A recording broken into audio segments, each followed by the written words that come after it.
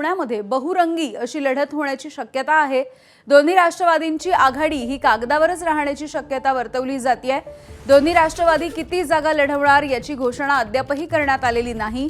70 पेक्षा जास्त AB form वाटले अशी माहिती अंकुश काकडेंनी दिली आहे। जागांच्या संदर्भात संभ्रम असल्यामुळे दोन्ही राष्ट्रवादींमध्ये काही ठिकाणी मैत्रीपूर्ण लढत होण्याची देखील शक्यता वर्तवली जाते आहे।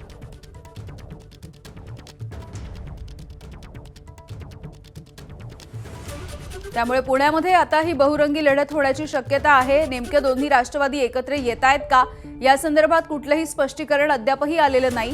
त्यामुळे ही आघाडी केवळ कागदावरती राहण्याची शक्यता आहे।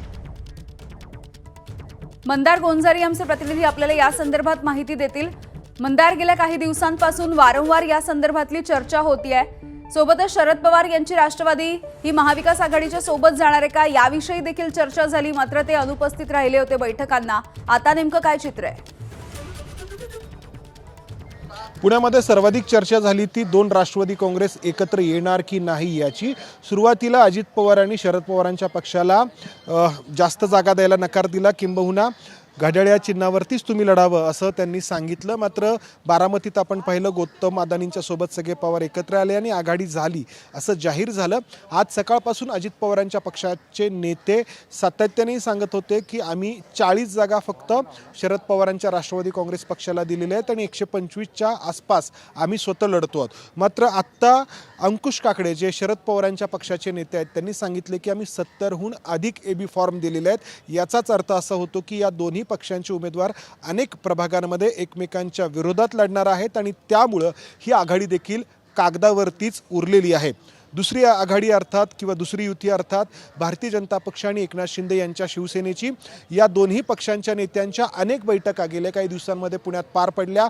खूप आत्मविश्वासाने दोन्ही नेते सांगत होते की युती होणार। मात्र अखेरच्या क्षणी आपण चित्र काय पाहिलं तर एकनाथ शिंदे यांच्या पक्षाकडून पुण्यातल्या सगळ्या म्हणजे 165 ठिकाणी एबी फॉर्म वाटण्यात आले।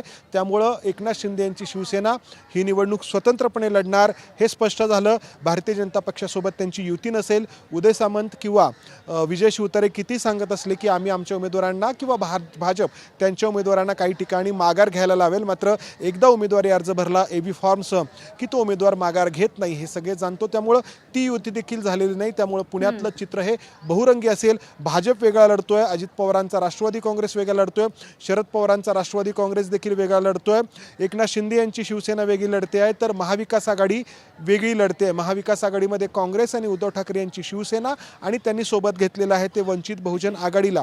असं पुण्यातलं चित्र आहे बहुरंगी लढतींचं। यामिनी, अगदी मंदार, धन्यवाद या सगळ्या सविस्तर अपडेटसाठी। एबीपी माझा, उघडा डोळे बघा नीट।